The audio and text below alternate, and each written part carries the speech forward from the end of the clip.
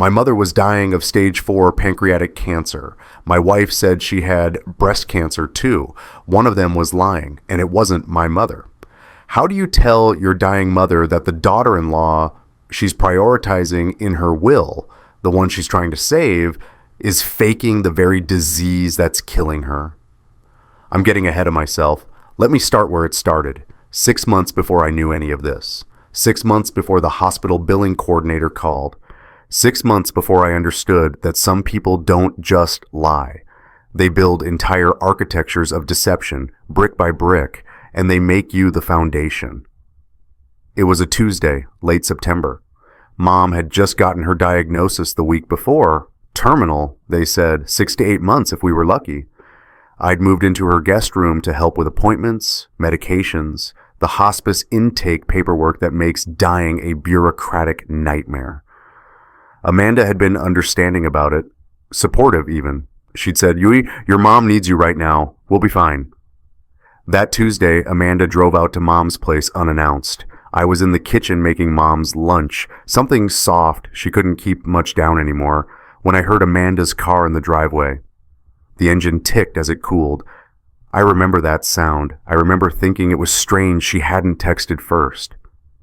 She came through the front door holding a manila folder against her chest like a shield. "Tom," she said, "I need to talk to you and Eleanor, both of you." Mom was in the living room, wrapped in the blanket I'd given her for her 70th birthday, the one with the embroidered sunflowers. She looked up when Amanda walked in, and I saw her try to smile, the way you do when you're dying and you don't want people to treat you like you're dying. "Amanda, sweetheart, what a nice surprise." Amanda sat down on the coffee table right in front of Mom. Too close, her hands were shaking. "I went to the doctor yesterday," Amanda said, "for the lump I mentioned last month. Remember, Tom, I told you it was probably nothing." I didn't remember, but I nodded anyway. "They did a biopsy." Her voice cracked. "It came back positive." The folder opened. Inside was a single sheet of paper, white, crisp, laser printed, neat letterhead across the top, Cascade Regional Oncology Center, Amanda's name, a date from 3 days ago, and then the words that made the room tilt sideways. Stage 3 invasive ductal carcinoma, tumor size 4.2 cm, lymph node involvement confirmed. Mom's hand went to her mouth. I just stared at the paper. "Stage 3, Amanda whispered. "They want to start chemotherapy right away. Tuesdays and Thursdays, they said. Aggressive treatment protocol." I took the letter from her. The paper was smooth. Almost too smooth. New. Like it had never been folded, never been carried in a purse, never been read and reread the way you'd read a document that just sentenced you to months of hell. But I wasn't thinking that then. I was thinking about how the universe could be this cruel, how my mother and my wife could both be fighting the same monster at the same time. Mom reached out and took Amanda's hand. "Oh, sweetheart." And Amanda cried, real tears. Her shoulders shook. Mom pulled her in, held her, stroked her hair. "We'll get through this," Mom said, "both of us, together." I stood there with the letter in my hand, and I felt the weight of it. Not the paper, the responsibility. 2 sick women, one of them my mother, who raised me alone after Dad died. One of them my wife of 12 years, who just told me her body was betraying her. Mom looked up at me with those sunken eyes. "Family takes care of family," she said. And Amanda, still in Mom's arms, she nodded against Mom's shoulder, like Mom had just given her a gift. Like this moment of shared diagnosis was some kind of blessing.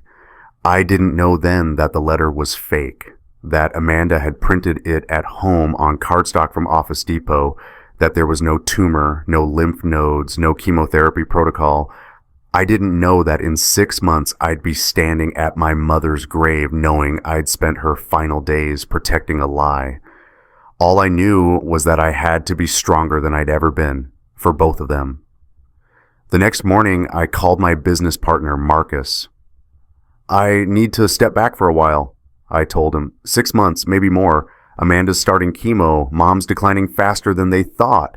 I can't be on job sites right now. There was a pause on the line. Marcus and I had built Richardson and Associates construction from nothing. 15 years of 12-hour days and weekend bids. We had 4 active projects, 2 more breaking ground in November. Tom, man, I'm sorry. That's brutal. Both of them at once. Yeah. What's Amanda's treatment schedule look like? I pulled out the calendar I just bought. One of those big wall calendars with the boxes you can write in. I'd already started marking things. Mom's hospice nurse visits in blue. Her pain medication schedule in green. Tuesdays and Thursdays, I said. Morning sessions, she'll be gone most of the day. Same days every week? That's what they told her. Another pause. Tom, I don't want to... Look, Eleanor's oncology team at County General, right? Dr. Patel's group? Yeah, why? My sister went through breast cancer last year. Same hospital. They only do chemo infusions Monday, Wednesday, Friday. The oncology centers closed Tuesdays and Thursdays. They use those days for surgical consults. I stared at the calendar, at the red marks I'd just made. Tuesday, Thursday, Tuesday, Thursday. Maybe it's a different facility, I said. Amanda mentioned Cascade Regional. Maybe they have a different schedule. Maybe.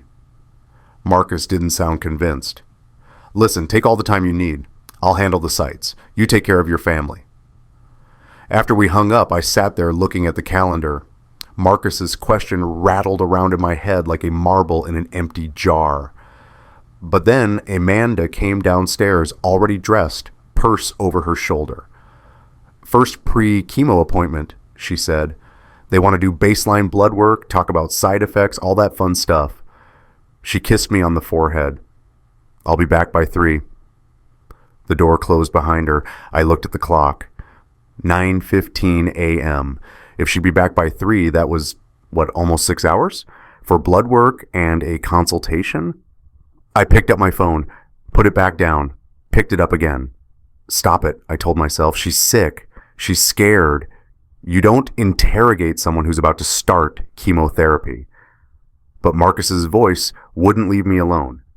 If you've ever put your life on hold for someone you love, your job, your plans, your own health, you know what comes next. You do it without question, because that's what love is supposed to be. Leave a comment if you've been there. Sometimes just knowing you're not alone makes the weight easier to carry. I spent that day at Mom's house, organizing her medications, setting up the hospital bed the hospice team was delivering. When Amanda got home at 3:30, she looked tired, but fine. Not drained, not sick, just tired, like she'd been running errands. How'd it go? I asked. Long, she said. Lots of paperwork. The nurse was really sweet, though. She said the first few rounds are the hardest, but most people adjust. She showed me a folder of printouts, information about managing nausea, hair loss, mouth sores. All the things I'd watched Mom go through last year during her first round of treatment before they'd told her it wasn't working. I wanted to ask where she'd gone, what facility, who her oncologist was, but the questions felt like accusations. And I couldn't do that. Not when she was about to walk through fire. Over the next 2 weeks, the pattern set in. Tuesdays and Thursdays, Amanda left at 9 a.m., came back between 3 and 4 p.m. I stayed with Mom, managed her care, cooked her meals, helped her to the bathroom when she was too weak to walk alone. Amanda would come home, shower immediately, and then join us for dinner. She was always tired, always quiet, but never sick. No nausea, no weakness, no visible suffering. But then they'd said side effects build up over time. First few sessions, you barely notice. By round 3 or 4, the cumulative damage starts showing. I kept telling myself that. I kept marking the calendar. I kept not asking questions. 3 weeks after Amanda's diagnosis, Mom called me into her study. I need to update my will, she said. She was sitting at Dad's old desk, the mahogany one she'd never let me refinish because it still smelled like him if you got close enough, Old Spice and sawdust. Her attorney, Richard Brennan, sat across from her with his laptop open. "Tom, sit down," Mom said. "I want you to hear this." I sat. "Richard's been helping me restructure things. I'm adding a medical treatment fund, $200,000, earmarked specifically for Amanda's cancer treatment. The house and the rest of the estate still goes to you, but I want to make sure Amanda has what she needs. Insurance doesn't cover everything, and I know how these bills pile up." My throat closed. "Mom, you don't have to..." "Yes, I do." Her voice was firm, clearer than it had been in days. "She's family, and family takes care of family." Richard slid a document across the desk. The new will, printed on legal blue paper, Mom's name across the top in bold letters. I scanned the pages. There it was, Section 4.2, Medical Treatment Fund for Amanda Richardson, $200,000 to be distributed upon Eleanor Richardson's death, designated solely for cancer treatment expenses. Mom's hand trembled as she signed each page. Her signature looked like her but faded, like a photocopy of a photocopy. She used her full married name, Eleanor Jane Richardson. She hadn't signed with Dad's last name since he died 8 years ago. This was official. This was forever. "Eleanor, you understand this is a binding revision," Richard said. "Once you sign, these funds are committed." "I understand." Mom looked at me. "Amanda's going to beat this, Tom. I know she is. But she shouldn't have to worry about money while she's fighting. That's what family does. We remove the barriers." She squeezed my hand. "You're taking care of both of us right now. Let me take care of her, too." Amanda had driven out for the signing. She sat on the couch in the next room, waiting. When Richard called her in to witness, she hugged Mom so tight I thought Mom might break. "Thank you," Amanda whispered. "Thank you so much." "You're going to beat this," Mom said again. "You're going to be fine."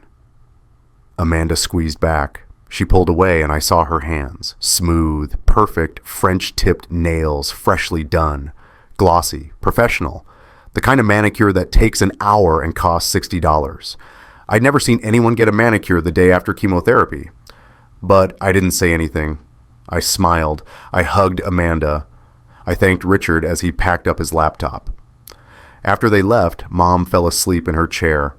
I sat in the study looking at the copy of the will Richard had left for our records. $200,000. My mother's life savings redirected to Amanda's treatment. I kept staring at Amanda's name on the page, at the word cancer typed in cold black ink. And then I looked at my hand, at the spot where Amanda had squeezed it earlier, when she'd thanked Mom. Her palm had been soft, no dryness, no cracking. Chemotherapy destroys your skin, your hands, your cuticles, everything. Mom's hands looked like sandpaper after just 3 rounds last year. Amanda's hands felt like lotion and spa wax. I closed the folder. "Stop it," I told myself again. "You're looking for problems that aren't there. She's sick. She's fighting. Stop doubting her." But the thought wouldn't leave. If she was really getting chemotherapy twice a week, why did her hands feel like she'd just come from a salon? It was my daughter who said it out loud first. Lily, 16, sharp as a knife, home from school on fall break. She'd been staying with her mom, my ex-wife, Rachel, during the worst of Mom's decline because I didn't want her to see her grandmother deteriorate. But Rachel brought her by on a Thursday afternoon, said Lily wanted to help. Lily had always loved Mom. They'd bake together, work in the garden, talk about books and journalism. Lily wanted to be a reporter, and Mom had been an English teacher for 30 years. They understood each other. That Thursday, Amanda had just gotten home from treatment. She was in the bathroom, shower running. Lily sat next to me at the kitchen table, sketchbook open in front of her. "Dad," she said quietly, "can I ask you something weird?" "Always." She flipped through her sketchbook. Pages and pages of drawings, some of Mom, some of the garden, some of Amanda. Lily drew everything. She said it helped her think. "Look at these," Lily said, laying out 3 drawings side by side. The first one was from August before Amanda's diagnosis. Amanda laughing, hair down to her shoulders, thick and wavy. The second was from 2 weeks ago. Amanda at dinner, hair the exact same length. The third was from yesterday. Amanda reading on the couch, hair identical. She said she's been doing chemo for a month, right? Lily's voice was careful, neutral. The way you talk when you're testing whether someone's going to be mad at you. Yeah. Dad, Grandma lost her hair in 3 weeks, and Amanda's hasn't changed at all. Not shorter, not thinner, not different. She might be using cold caps, I said. They can prevent hair loss during chemo. Okay. Lily nodded. She flipped to another page in her sketchbook. This one was a calendar, hand-drawn, with dates marked in careful pen. So I've been tracking when she leaves and when she comes back, every Tuesday and Thursday for the last 6 weeks. She slid the calendar across the table. 9 a.m. departure, 3:30 p.m. return, every single time. 6 hours exactly, down to the half hour. Dad, chemo sessions don't end at 3:30 p.m. Grandma's infusions used to go until 6, and they were never the exact same length every time. Sometimes they'd run late, sometimes there'd be complications. I stared at the calendar, at Lily's meticulous handwriting, at the pattern I'd been trying not to see.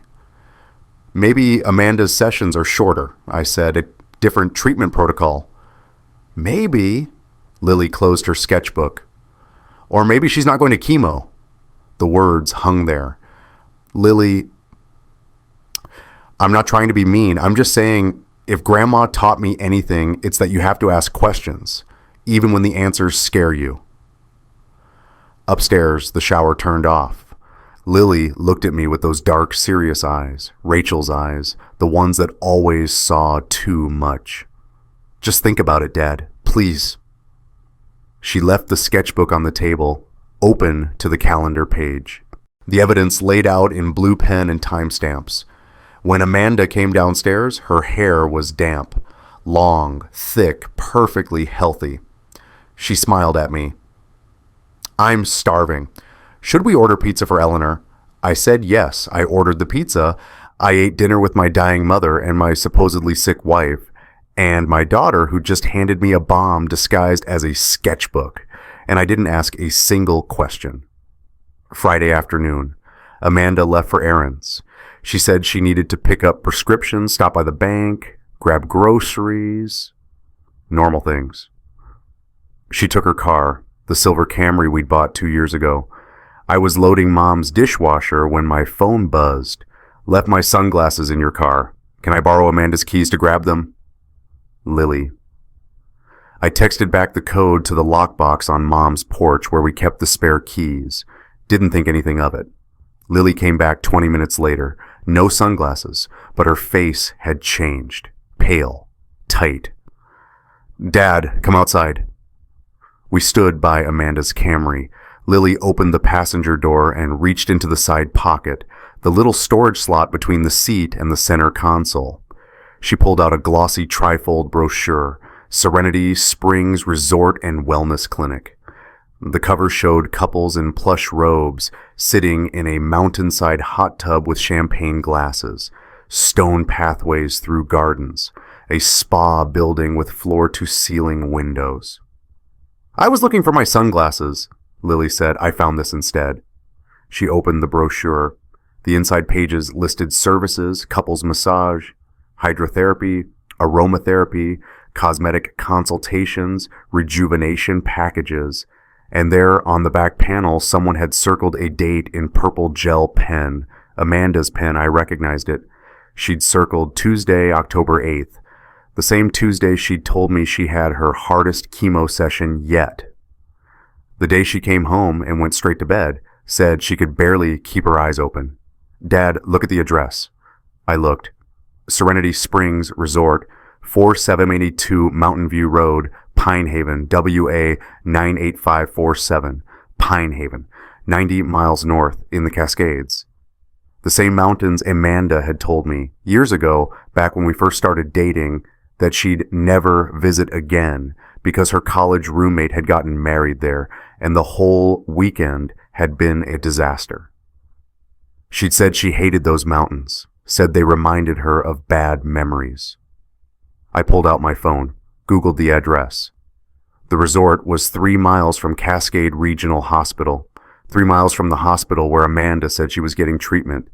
I stood there in Mom's driveway, holding a spa brochure with Tuesday circled in purple ink, and I felt my entire reality start to crack.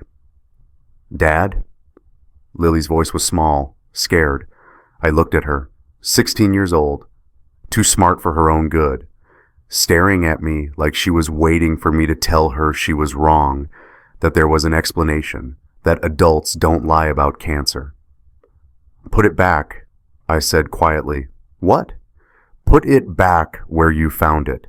Don't mention this to anyone, not your mom, not your friends, no one." "Dad, if she's lying, I don't know if she's lying." My voice came out harder than I meant it to. "I don't know anything yet, but if I'm going to find out, I need to do it the right way. I can't accuse her of faking cancer based on a brochure, Lily. Do you understand? If I'm wrong, I'll destroy her. And if I'm right..." I stopped. If I was right, I didn't know what that meant. For me, for Mom, for the $200,000 Mom had just signed away to someone who might be spending her Tuesdays and Thursdays at a spa resort with champagne and hot tubs. "Put it back," I said again, "please." Lily nodded. She slid the brochure back into the seat pocket. We went inside. That night, I couldn't sleep. I lay in the guest room at Mom's house, the room that used to be mine when I was a kid, still with the same blue walls and the bookshelf full of paperbacks I'd never thrown away, and I stared at the ceiling. The brochure was for Serenity Springs Resort and Wellness Clinic, 90 miles north. In the mountains, Amanda said she'd never visit again, 3 miles from the hospital where she claimed to be getting chemotherapy. Tuesday circled in purple pen. I got up, walked to Mom's study, pulled up the website on her old desktop computer, the one she barely used anymore, too hard to see the screen with her vision going. The Serenity Springs homepage loaded. More pictures of couples in hot tubs, stone fire pits, massage rooms with mountain views. And then at the bottom of the services page, a name that made my stomach drop.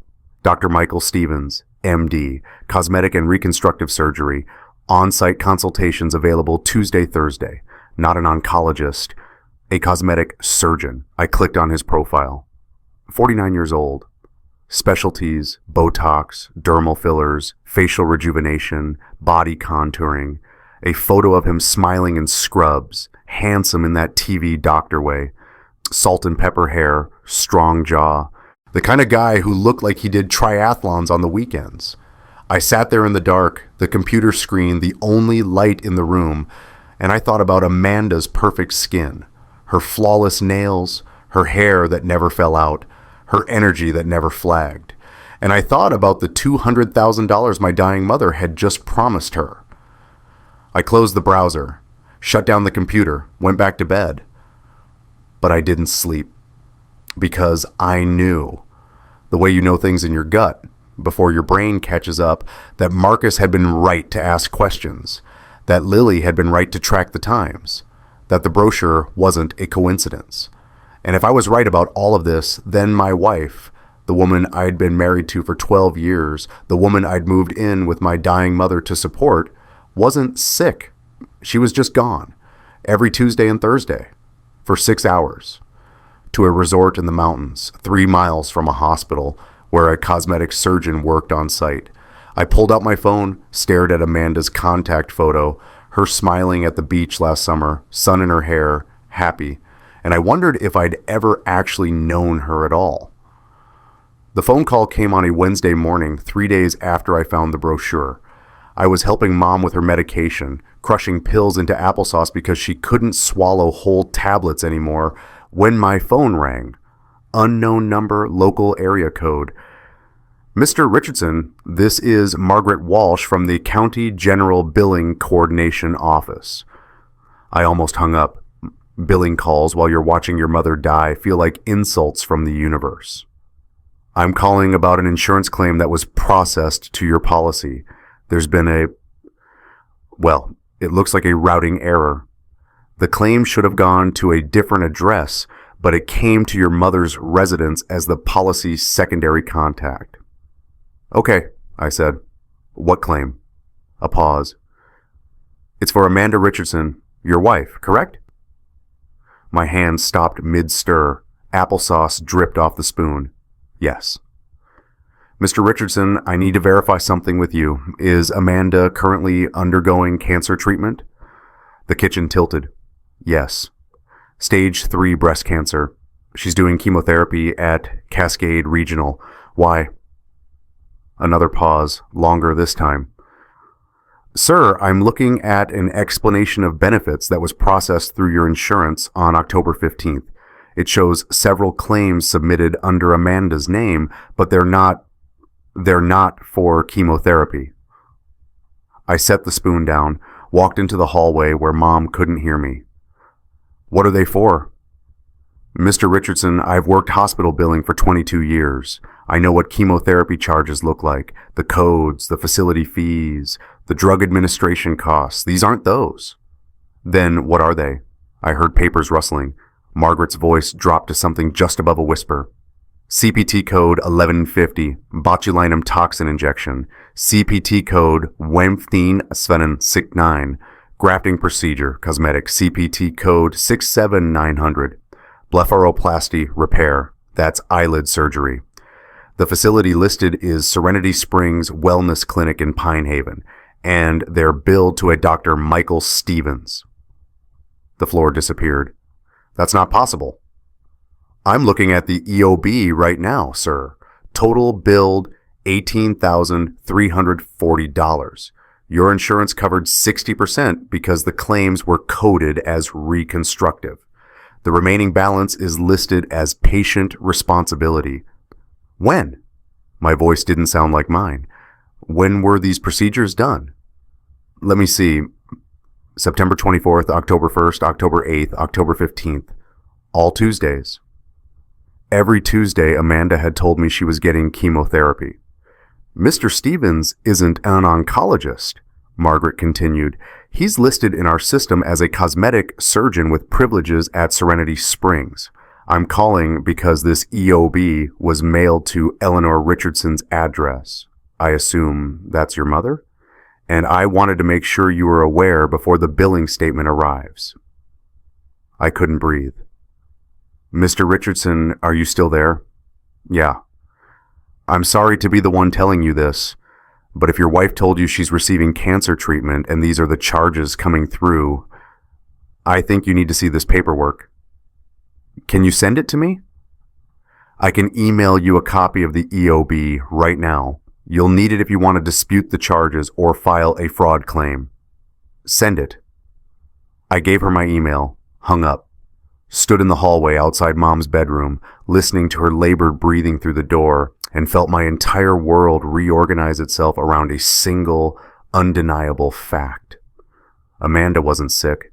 She'd been going to a spa resort, getting Botox, getting cosmetic procedures, with a doctor who wasn't an oncologist, while my mother was dying, while I was sleeping in a guest room, managing hospice care, putting my business on hold, while Mom was signing over $200,000 to fund Amanda's cancer treatment. My phone buzzed. Email from Margaret Walsh. Subject line EOB. Amanda Richardson. Confidential. I opened it. The document was 8 pages long, every procedure itemized, every date stamped, every charge calculated with bureaucratic precision. Date of service 0924. Procedure botulinum toxin glabellar lines. Billed $840. Patient responsibility $336. Date of service 10/01. Procedure hyaluronic acid filler nasolabial folds. Billed 1 inch $250. Patient responsibility $500. Date of service 10/08. Procedure laser skin resurfacing full face.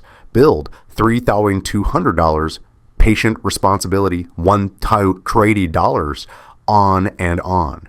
Page after page, $18,000 in cosmetic procedures spread across 4 chemotherapy appointments. And at the bottom of page 6, one line that made my hands shake so hard I almost dropped the phone. Couples A spa package, premium suite, billed $850, insurance denial, non-covered service, patient responsibility, $850, couples package. I sat down on the floor in the hallway, put my head between my knees, tried to remember how to breathe. Here's the question I couldn't answer. Do you expose a lie immediately and destroy the peace of someone who's dying? Or do you wait, protect them from one more betrayal, and carry that silence yourself until they're gone? 2 choices, no right answer. If you tell your dying mother the truth, comment truth. If you'd protect her peace and carry the lie, comment protect. I need to know what you would do, because I still don't know if I chose right. I didn't tell Mom, not that day, not that week. I printed the EOB, folded it, put it in the back of my wallet where I kept photos of Lily as a baby. Carried it with me like evidence at a crime scene, like proof that I wasn't losing my mind. Tuesday came. Amanda left for treatment at 9 a.m., same as always. I waited 30 minutes. Then I called Lily. I need to see what you have, I told her, everything you've been tracking. She came over that afternoon, brought her laptop. We sat in Mom's study with the door closed while Mom napped in her chair. Lily pulled up a folder on her desktop. Project September, it was called. Inside were dozens of files, photos, screenshots, video clips. I've been recording her, Lily said. Her voice was flat, factual. The voice of someone who's already processed their own disillusionment. Not inside the house. That felt wrong. But I set up my old GoPro on the dashboard of my car, the one in Grandma's driveway. It has a view of the street. I've been catching Amanda when she leaves and when she comes back. She opened a video file. Timestamp Tuesday, October 15th, 8:47 a.m. Amanda's Camry pulling out of the driveway. Amanda behind the wheel, sunglasses on, coffee in the cup holder. She looked relaxed, happy even, singing along to something on the radio, not like someone about to spend 6 hours getting poison pumped into their veins. Now, watch this, Lily said. She fast-forwarded 3:32 p.m., same day. Amanda's car pulling back in, Amanda getting out, stretching, checking her phone, still relaxed, no visible exhaustion, no nausea, no weakness. That was last week, Lily said. Now look at this. She opened another file. This one was shorter, 47 seconds. The footage was shaky. Lily must have been holding her phone, not using the GoPro. The angle was low, shooting through bushes or a car window. Amanda and a man I didn't recognize, sitting in a hot tub, steam rising around them. The man was older, fit, salt and pepper hair. Amanda was laughing, head thrown back, genuine joy. The man handed her a champagne glass. She took it. They clinked glasses. The man leaned in, said something I couldn't hear. Amanda blushed. The timestamp in the corner, Tuesday, October 8th, 2:47 p.m. The same Tuesday, she texted me at 3 o'clock. Treatment was brutal today. Can barely keep my eyes open. Don't wait up. I stared at the screen, at my wife in a hot tub with a stranger, at the champagne, at the smile I hadn't seen in months. Not at home, not with me, not even when she talked about beating this thing. Dad, Lily said quietly, I'm sorry. Where did you take this? Serenity Springs. I drove up there 2 weeks ago. Told Mom I was visiting a college campus. I had to know. How did you find them? The resort has a public overlook. You can see the spa building from the parking lot. I waited 3 hours, and then she came out with him. I closed the laptop. Who is he? I don't know, but I can find out. It took Lily 6 hours. She used reverse image search, LinkedIn, hospital databases I didn't even know existed. By dinner time, she had a name. Dr. Michael Stevens, cosmetic and reconstructive surgeon, 49 years old, divorced twice, no kids. specialty in facial rejuvenation and age reversal protocols. On-site consultant at Serenity Springs Resort and Wellness Clinic, Tuesdays through Thursdays. His LinkedIn profile said he believed in holistic beauty, combining medical procedures with restorative experiences to help patients reclaim their confidence. His Instagram had 14,000 followers, photos of before and after Botox results, testimonials from satisfied patients, and candid shots of him at the resort, hiking, meditating, leading wellness seminars. In one photo from 6 weeks ago, a woman's hand was visible in the corner of the frame. Manicured nails, French tips, a silver bracelet I recognized because I'd given it to Amanda for our 10th anniversary. I zoomed in. The bracelet had a small engraving on the inside of the clasp, A&T forever. Amanda and Tom. She was wearing our anniversary bracelet in a photo on her lover's Instagram. I sat there staring at the screen until the computer went to sleep. That night, I couldn't stop thinking about Amanda's blog. She'd started it 2 years ago, one of those wellness lifestyle things. Recipes, workout routines, inspirational quotes over sunset photos. It had maybe 400 followers back then. I'd teased her about it, called it her vision board made public. But after her diagnosis, the blog had changed. She'd rebranded it, Fighting Beautiful, One Woman's Cancer Journey. I'd seen a few posts. They'd felt private, raw. I'd stopped reading because it hurt too much, seeing my wife's fear and hope laid out for strangers to consume. Now I pulled it up, scrolled through the recent entries. The follower count had exploded, 12,000 people, comments on every post. You're so brave, praying for you. You're an inspiration. Her latest post was from yesterday. The title, Finding Beauty in the Battle. The photo showed Amanda in a hospital gown, sitting on an exam table, smiling softly at the camera. Brave, vulnerable, beautiful. I reverse image searched the photo. Stock image from Shutterstock. Uploaded 3 years ago. Model's name Jennifer K, used in 47 other websites for cancer awareness campaigns. Amanda hadn't even used her own photo. She'd bought one. I scrolled down. Read the caption. Chemo day 8. Not gonna lie, this is the hardest thing I've ever done, but I'm surrounded by love, and that makes all the difference. My support system is everything. Shout out to Dr. S and his incredible team for holding my hand through this. You guys are saving my life. Chakra cancer warrior, Chasha chemo sucks. Fighting beautiful, Dr. S. I clicked on the tagged location, Serenity Springs Wellness Clinic, Pinehaven, WA. She geotagged her fake chemo post to the resort spa. I checked the metadata. The post had been uploaded at 3:15 p.m. on a Thursday, a treatment day, from GPS coordinates that matched Serenity Springs exactly. She wasn't even trying to hide it. She was just counting on no one looking close enough to notice. I went back through 2 months of posts. Every single chemo day photo was stock imagery. Every inspirational caption about fighting through the pain was written from a spa resort 90 miles north. Every comment from her 12,000 followers was based on a lie. And every post tagged Dr. Stevens' practice, free advertising, a public love letter disguised as a cancer journey. I closed the laptop, walked into Mom's room. She was asleep, mouth open, breathing in shallow gas that sounded like drowning. I sat next to her bed, held her hand, skin like paper, bones like bird wings, and I thought about the $200,000 she'd signed away to Amanda 3 weeks ago. Money she'd saved for 40 years. Money she could have spent on pain management, on better hospice care, on literally anything other than funding my wife's affair with a cosmetic surgeon. Mom stirred, opened her eyes. Tom? I'm here, Mom. Is Amanda okay? Did her treatment go well today?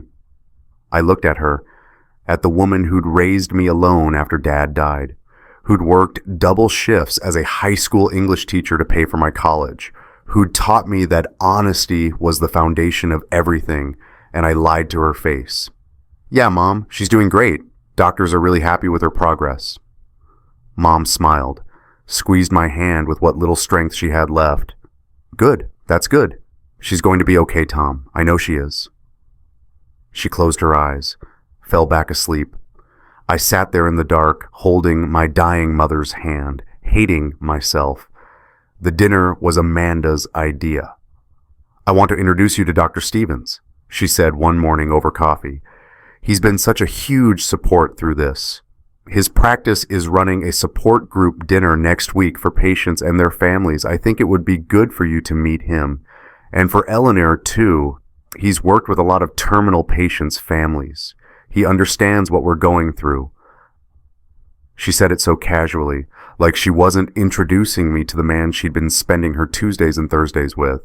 Like support group dinner wasn't code for something else entirely. Sure, I said. When? Thursday night, 7 p.m. There's a family hosting at their place, the Hendersons. They go to our church. They've been through this before.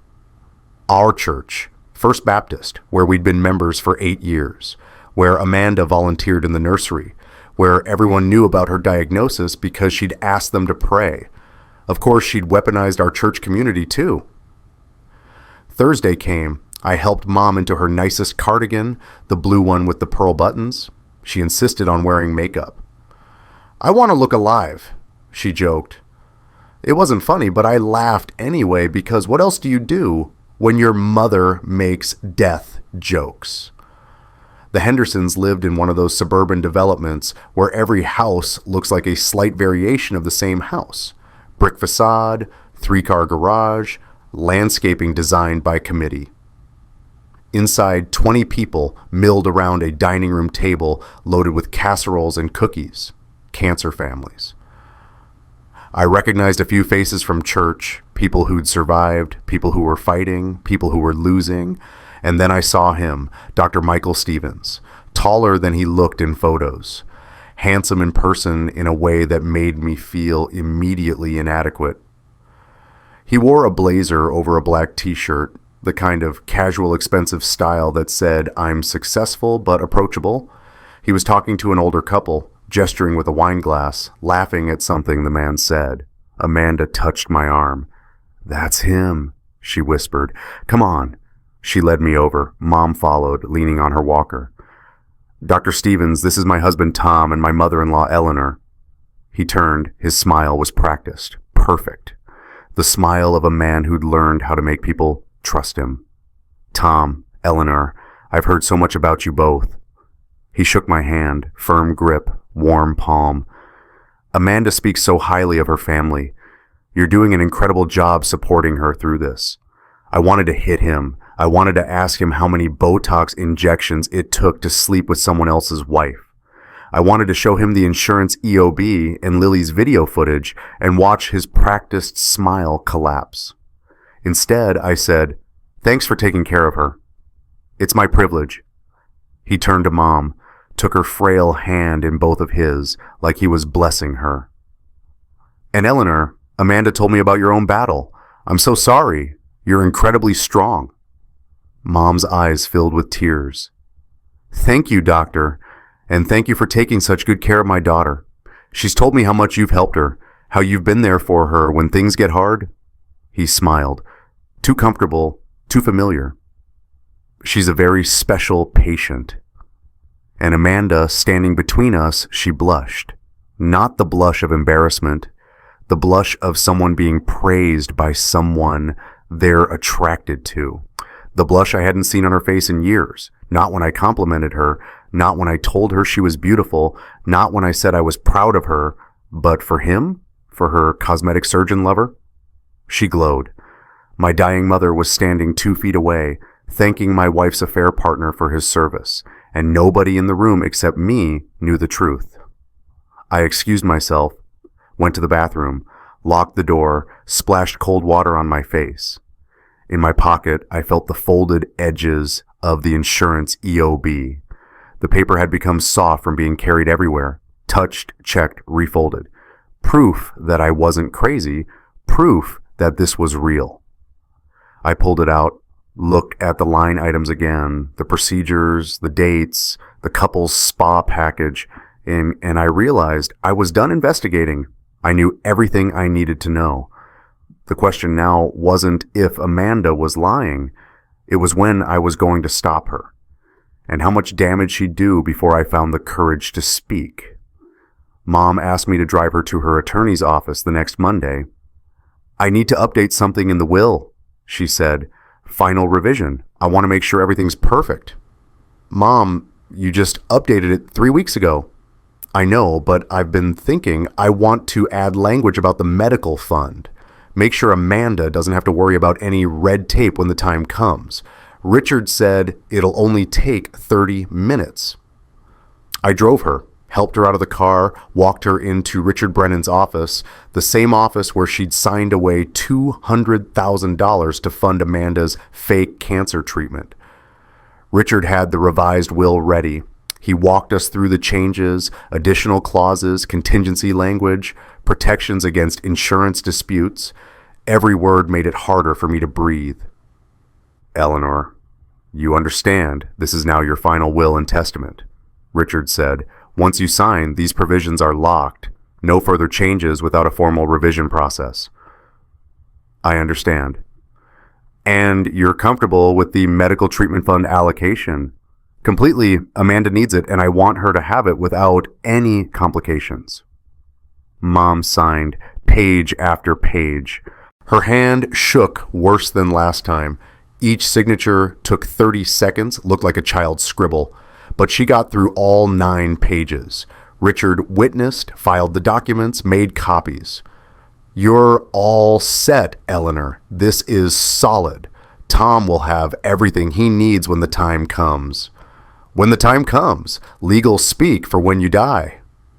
Mom thanked him. We drove home in silence. When we got back to her house, she asked me to help her to the living room couch. "Tom, sit with me a minute." I sat. She took my hand. Her fingers felt like ice. "I need you to promise me something." "Anything, Mom." "Promise me you'll always take care of Amanda, even after I'm gone. She's going to beat this. I know she will. But the road's going to be hard, and she'll need you. She'll need you to be strong when she can't be." The words stuck in my throat. I felt the insurance statement in my pocket, the corner sharp against my thumb, cutting into my palm through the fabric. Mom squeezed my hand. "She's family, Tom, and family takes care of family. That's what your father taught me. That's what I'm teaching you." I looked at my mother, at the woman who'd given me everything, who was dying with grace and dignity, who'd spent her final months worrying about everyone except herself. And I thought about Amanda, about the champagne in the hot tub, about the blog posts tagged to a spa resort, about Dr. Stevens' smile and the way Amanda blushed. "I promise, Mom." My voice didn't shake. I was surprised by that. "I'll make sure she gets exactly what she deserves." Mom smiled. Relief softened her face. "Thank you, baby. That's all I needed to hear." She heard what she wanted to hear, the promise of a devoted son, the reassurance that her final act of generosity wouldn't be wasted. She didn't hear the truth underneath. Exactly what she deserves. Not what she's asked for. Not what she's manipulated everyone into giving her. What she's earned. Mom closed her eyes, fell asleep holding my hand. I sat there on the couch, feeling the weight of the insurance statement in my pocket, and I knew 2 things with absolute certainty. First, I couldn't tell Mom the truth. Not now. Not when she had weeks left, maybe days.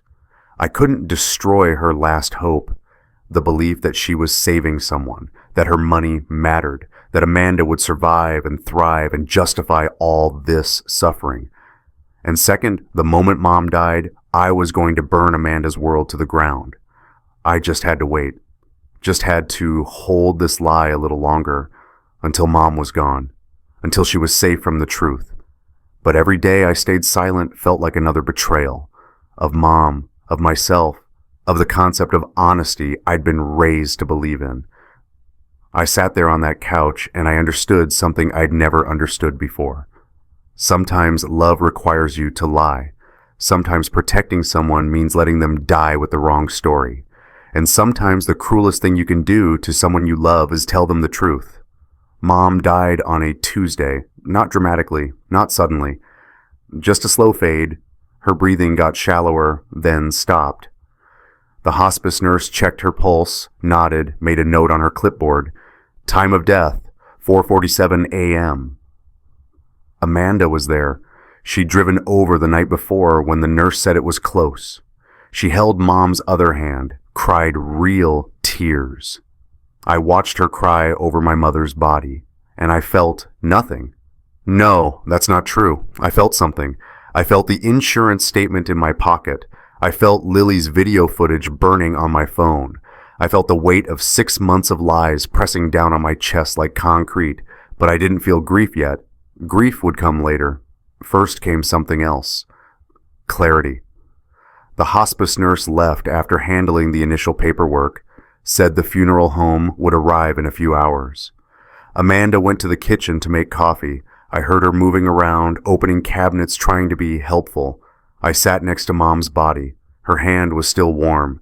In an hour it would be cold, but right now it still felt like her. I'm sorry, Mom, I whispered. I'm sorry I waited. But I wasn't sorry. Not really. Because if I'd told her the truth while she was alive, it would have destroyed her. And she didn't deserve that. She deserved to die believing in love and family and people keeping their promises, even if none of it was real. Amanda came back with 2 mugs of coffee, set one next to me, sat down on the other side of Mom's bed. She loved you so much, Amanda said softly. Everything she did was for you.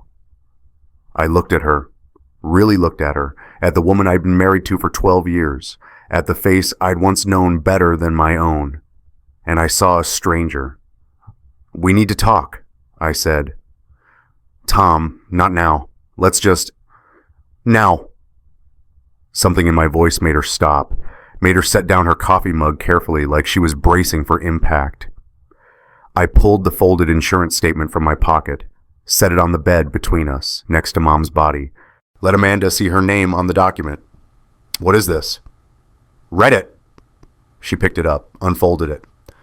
I watched her face as she read, watched the color drain, watched her hands start to shake. Tom, I can explain... Stop. My voice was quiet, calm. The kind of calm that comes after you've run out of anger and all that's left is cold, factual truth. Don't explain, don't justify, don't do whatever you're about to do. Just listen. I pulled out my phone, opened the video file, turned the screen toward her, 47 seconds of footage. Amanda and Dr. Stevens in a hot tub, champagne glasses, her laugh, his hand on her shoulder. She watched, closed her eyes. I know about Serenity Springs, I said. I know about Dr. Stevens. I know about the Botox, the fillers, the couples spa packages. I know about your blog, the stock photos, the fake chemotherapy posts. I know you've been lying for 6 months. I know my mother just died believing she was saving your life when all she was doing was funding your affair. Amanda opened her mouth, closed it, opened it again. She stopped, started over. You don't understand the pressure, Tom. Your mother dying, you being gone all the time with her. I needed something for myself. I needed to feel alive, to feel beautiful, to feel like I mattered. So you faked cancer. It wasn't supposed to go this far. I thought if I said I was sick, you'd pay attention to me. You'd see me again. But then Eleanor got involved and she wanted to help. And I couldn't tell her it was a mistake. A mistake. I repeated the word like I was learning a foreign language. You think this was a mistake? I never meant to hurt anyone. My mother is dead, Amanda. Dead. And she spent her last months worrying about you, planning for you, giving you money she'd saved for 40 years.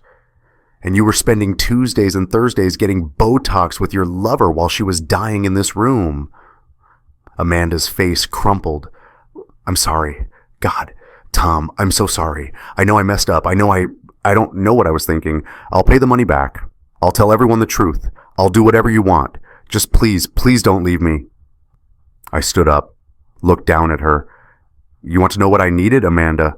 I needed my wife. Not a performance, not a lie, just honesty. And you couldn't give me that even when my mother was dying.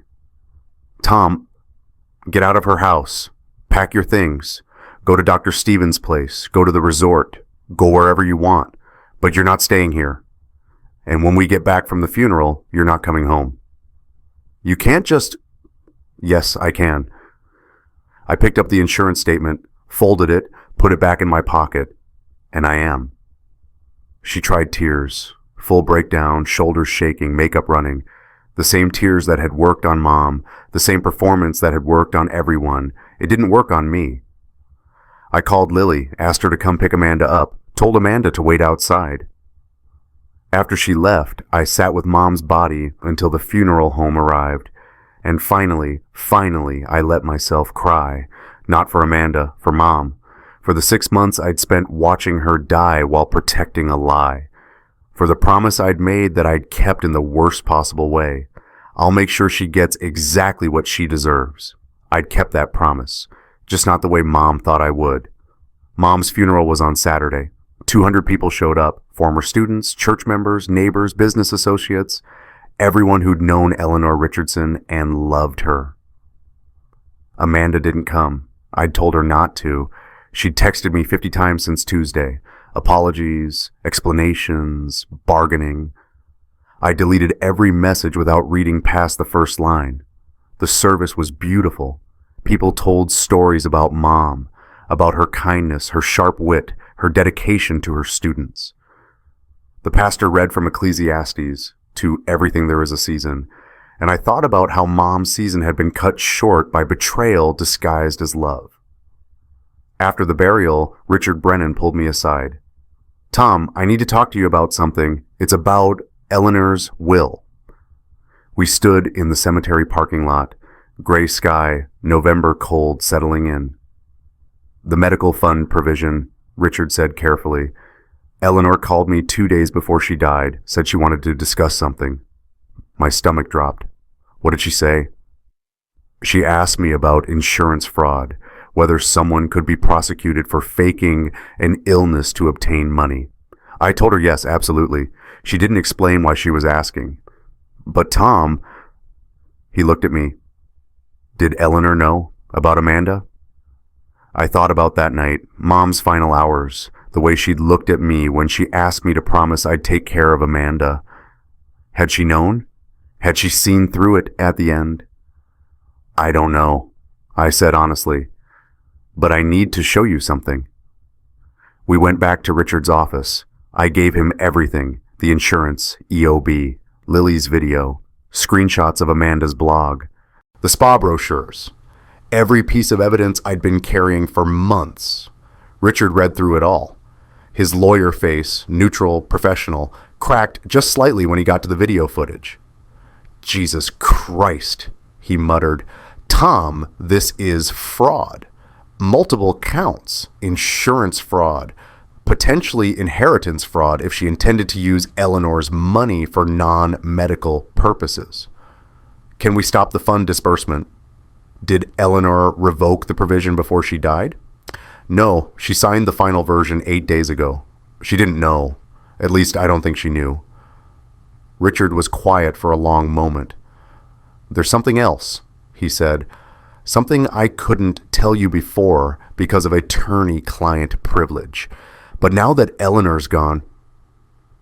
He pulled a sealed envelope from his desk drawer. My name written on the front in Mom's shaky handwriting. She gave this to me 3 days before she died. Said to give it to you after the funeral, after Amanda had time to, and I quote, show her true nature. My hands shook as I opened it. The letter was 2 pages, Mom's handwriting, barely legible. My dearest Tom, if you're reading this, I'm gone. And if Richard gave this to you when I asked him to, then Amanda has already proven what I suspected. I'm not as naive as you thought, sweetheart. I saw the manicured nails, the perfect hair, the energy that never flagged. I heard you on the phone with that billing coordinator. The walls in this house are thin, and my hearing isn't gone yet. I know what Amanda did. I know she lied. I know she used my illness and her fake diagnosis to justify God knows what. But here's what you don't know. I let her think she won. I signed that will revision because I needed to see how far she'd go.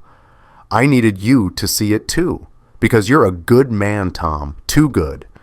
You wanted to believe in her. You needed to believe in her, and until you saw the truth yourself, completely and undeniably, you'd never have been able to walk away. So I gave her enough rope, and she hanged herself with it. I've left instructions with Richard. The medical fund is revoked. There's a provision I added the day before I died.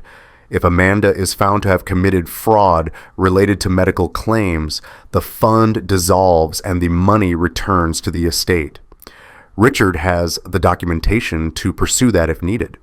You're inheriting everything, Tom. The house, the savings, all of it. Use it well. Build something beautiful with Lily. Find someone who deserves your loyalty, and don't feel guilty for the lies you told me at the end. I asked you to promise you'd take care of Amanda, and you did. You gave her exactly what she deserved, which wasn't my money or my compassion. It was exposure, consequences, truth. I'm proud of you for staying silent until I was gone. That took more strength than honesty would have. You protected me from a pain I didn't need to carry. That's what family does. Real family doesn't need proof of love, Tom. They show up. They tell hard truths when it matters. They stay. Amanda taught me the opposite lesson, and I'm grateful I learned it in time to protect you. You and Lily are my real legacy. Build something beautiful together. I love you forever, Mom. I read the letter 3 times. Richard sat quietly, letting me process. She knew, I finally said. She knew, and she protected you anyway. The fund is already dissolved. Eleanor filed the fraud provision update 3 days before she died. I witnessed it. Amanda gets nothing. And with this evidence, he tapped the EOB. We can pursue charges if you want to. I folded the letter carefully, put it in my pocket next to the insurance statement. I want to. The consequences came fast after that. I filed a fraud report with the insurance company. They investigated. Found Amanda had submitted claims for procedures she'd coded as reconstructive post-cancer treatment when they were purely cosmetic. The insurance company demanded repayment, $18,000, and flagged her for federal investigation. Amanda's real estate license was suspended pending review. The state board didn't like that she'd been soliciting sympathy clients while claiming to undergo chemotherapy. Turns out people don't want to buy houses from someone who's proven they'll lie about literally anything. Dr. Stevens got hit worse. The medical board opened an investigation into his relationship with Amanda. Treating your romantic partner while billing insurance for procedures is unethical. Doing it while she's lying about having cancer, that's career-ending. He lost his hospital privileges. His practice at Serenity Springs shut down. Last I heard, he'd moved to Arizona and was working at a strip mall cosmetic clinic doing bargain Botox. Amanda's wellness blog went dark, but not before someone, I suspect Lily, though she's never confirmed it, sent an anonymous tip to a blogger who specialized in exposing influencer fraud. The expose went up on a Wednesday. The wellness blogger who faked cancer for an affair. Detailed breakdown, screenshots, timeline. Video footage blurred to protect privacy, but clear enough to prove the point. It got 340,000 views in 48 hours. The comments section was brutal. Her 12,000 followers turned on her. People she'd never met, who'd prayed for her, who'd sent her money, who'd followed her journey. They all felt betrayed because they had on. Amanda deleted everything. Instagram, blog, Facebook, disappeared from the internet like she'd never existed. Her parents called me once, Her mother crying, apologizing, saying they didn't know. They'd believed her. They'd sent her money for treatment. They felt sick knowing what she'd done to Eleanor. "We've asked her not to contact us," her mother said. "Not until she gets help, real help. We don't know who she is anymore." I told them I understood, because I did. The church community found out. Pastor Mike called me, said he was sorry, said they'd been praying for the wrong thing. They'd prayed for Amanda's healing when they should have been praying for truth. "How's Lily handling all this?" he asked. "Better than me," I said. "She knew before any of us. She was just waiting for the adults to catch up." People asked if I was angry, if I wanted revenge. I wasn't angry. Anger is hot, immediate. What I felt was colder than that. It was disappointment, disillusionment. The kind of sadness that comes from realizing you never really knew someone at all, and relief. Because I didn't have to pretend anymore, didn't have to carry the lie, didn't have to protect Amanda from consequences she'd earned. Mom had been right. Real family doesn't need proof of love. They show up, they stay, they tell you the truth even when it costs them something. Amanda had never been family. She'd just been someone wearing the word like a costume. 6 months later, Lily and I drove up to the Overlook. Mom's favorite spot, the ridge where she used to take me when I was a kid, whenever the construction business got hard or Dad's death felt too heavy. She'd park the car and we'd sit on the hood and look out over the valley. And she'd say, "Everything looks smaller from up here, doesn't it?" It was May, late afternoon. Golden hour light turning everything soft and warm. Lily carried Mom's ashes in a simple ceramic urn. I carried the framed photo from Mom's 70th birthday, her in the garden, smiling, hands covered in dirt, absolutely radiant. And in my backpack, wrapped in newspaper, Amanda's fake chemotherapy calendar, the wall calendar I'd marked up with red pen, all those Tuesdays and Thursdays, all those lies made visible. We set the photo on a flat rock facing the valley, Mom watching over the view she'd loved. "You want to say anything?" I asked Lily. "Just that I miss her, and I'm glad she knew the truth before she died. I'm glad she didn't have to wonder if she'd been wrong about Amanda." "Me too." Lily reached into her bag, pulled out a lighter. "Ready?" I unwrapped the calendar. 6 months of red marks. Every appointment that never happened. Every lie Amanda had told and I'd believed. Lily flicked the lighter, touched the flame to the corner of the calendar. It caught fast. Paper curling black, smoke rising into the clear sky. We watched it burn. Tuesday, Thursday, Tuesday, Thursday, all of it going up in flames in about 30 seconds. When it was done, just ashes and a few charred pieces, Lily looked at me. "Grandma would have liked that." Yeah, she would have. We opened the urn, scattered Mom's ashes at the Overlook, some caught by the wind, some settling into the grass, all of it returning to the place she'd loved most.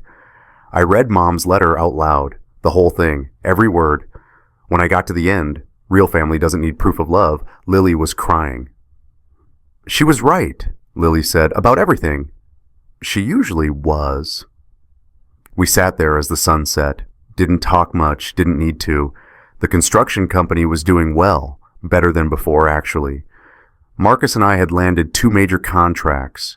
I was back on job sites, back to work I loved, back to a life that felt like mine.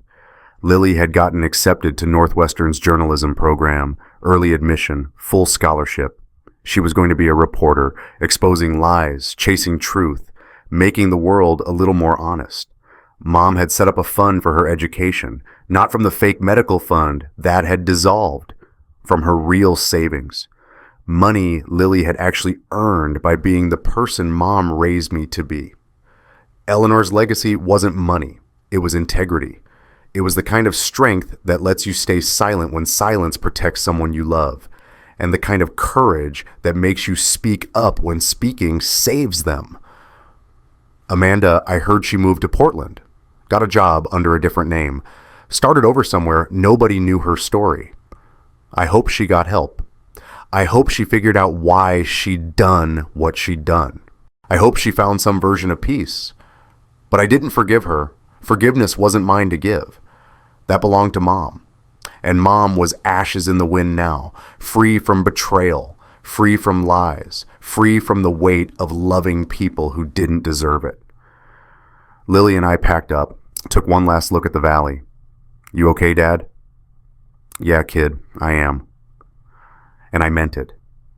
We drove home as the sky turned purple, then black. Lily plugged in her music, some indie band I'd never heard of.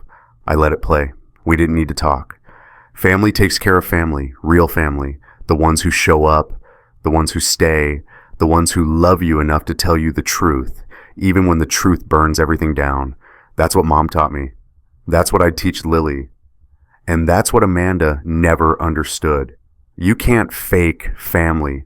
You can't perform loyalty. You can't print love on cardstock and expect it to hold up under pressure. Real things last. Everything else just burns.